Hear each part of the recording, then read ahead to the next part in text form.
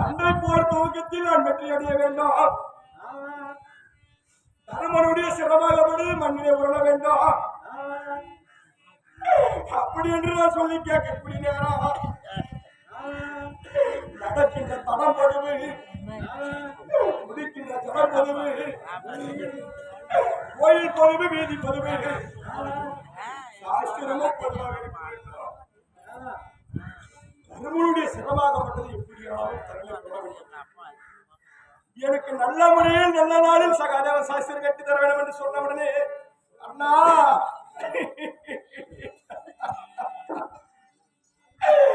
நான் கற்றி தரக்கூடிய சாஸ்திரமாகப்பட்டது அண்ணா அன்னையால வீரமாகாளி கோயில் அருகே சென்று அன்னையால வீரமாகாளிக்கு எப்பேற்பட்ட வழி கொடுக்கணும் தெரியுமா? ஏர் வெற்றி எதிர்வானம் அகண்ட மார்பன் நெகிழ்ந்த கிரம் என்று சொல்லக்கூடிய 32 அவையும் பொருந்திய ஒரு ஆண் புருஷனை கொண்டு வந்து அன்னையான வீரமாகாளிக்கு பலி கொடுக்க வேண்டும் அண்ணா. வெள்ளிக்கிழமை வியாழக்கிழமை வெள்ளிக்கிழமை அமாவாசை தினத்திலே பலி கொடுக்க வேண்டும். நீதியான சாஸ்திரத்தை குறித்து தந்திருக்கிறேன்.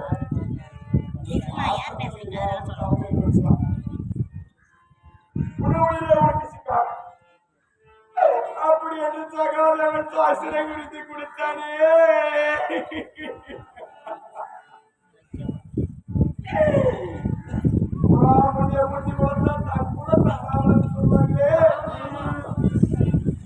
ஒரு பிள்ளையே சாகடிக்க வேண்டும் என்று சொல்லி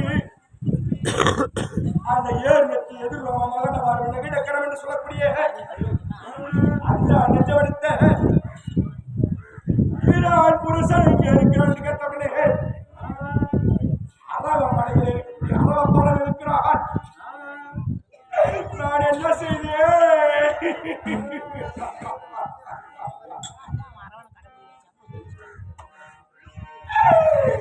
அரவணைக்கு நான் சென்று நல்லமா பேசி அரவணைத்திலே வாய்க்க உறுதியை வாங்கி கொண்டு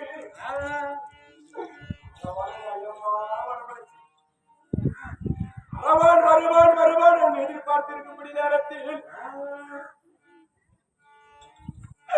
அரவா வரலையே.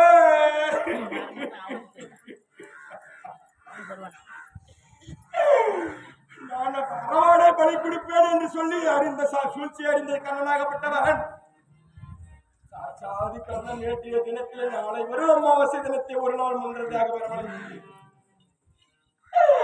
அரவான் பாண்டவருக்கு பலியானானே. தெய்வமே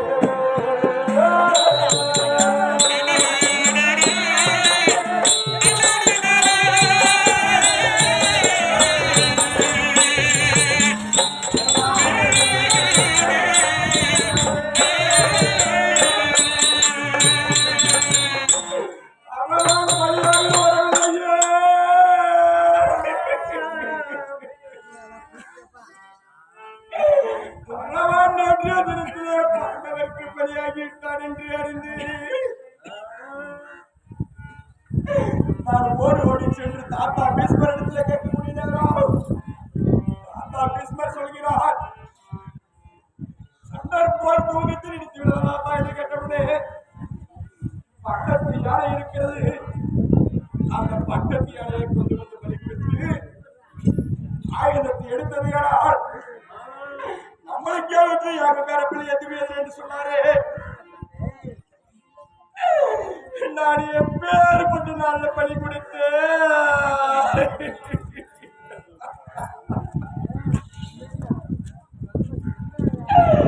நான் வெறுமானத்தில பலி கொடுத்து ஆயுதத்தை எடுத்தீனா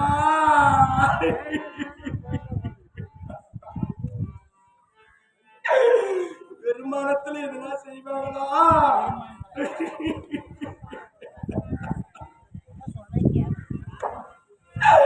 நான் வெறுமானத்திலே செய்த காரியமாகப்பட்டது இன்னைக்கு வெறுவுருவனாக வீட்டுதா.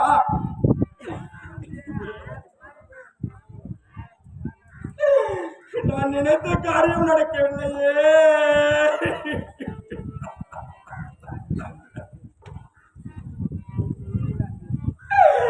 ஒரு பிள்ளையை சாகடிக்க வேண்டும் என்று எண்ணம் கொண்ட துரியோதன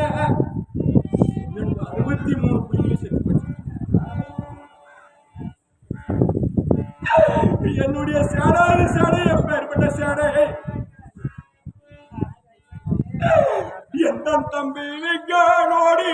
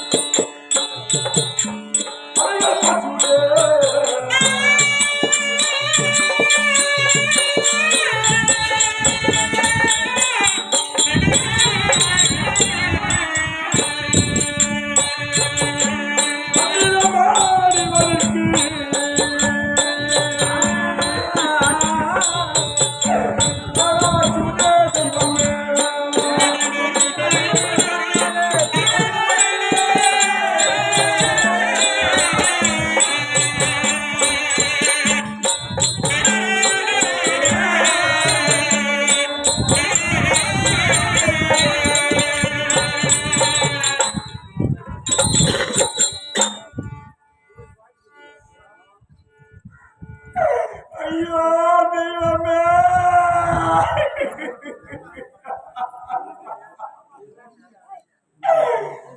என்னுடைய சேனாதி சேனையோ பகவான் சேனை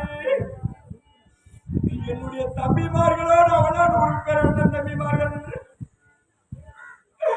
என்னுடைய தம்பி வெங்கண்ணன் என்று சொல்லக்கூடிய தம்பி வெங்கண்ணன் சொன்னாலே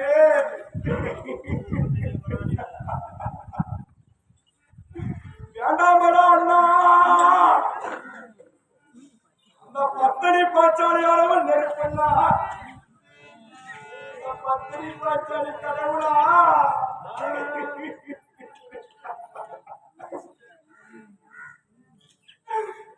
அந்த பத்தினி பாச்சாலியா அபிமான செய்யாத அண்ணா அப்படி என்று எனக்கு தம்பியானவன் விக்கரன் எழுதி பேசினாரே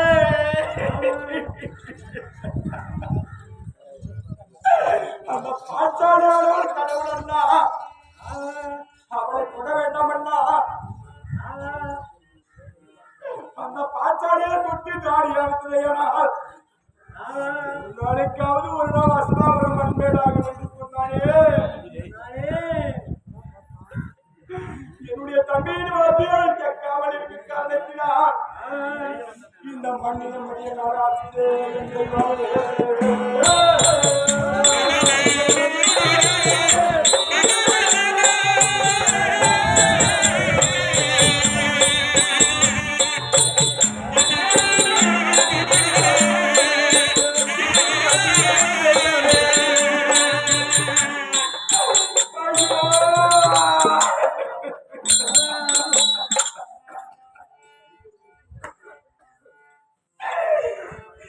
பத்தனை பாச்சாலி என்று கடவுள் என்று பாராமல் நான் என்னுடைய தியாகத்திலே அமர செய்தேனே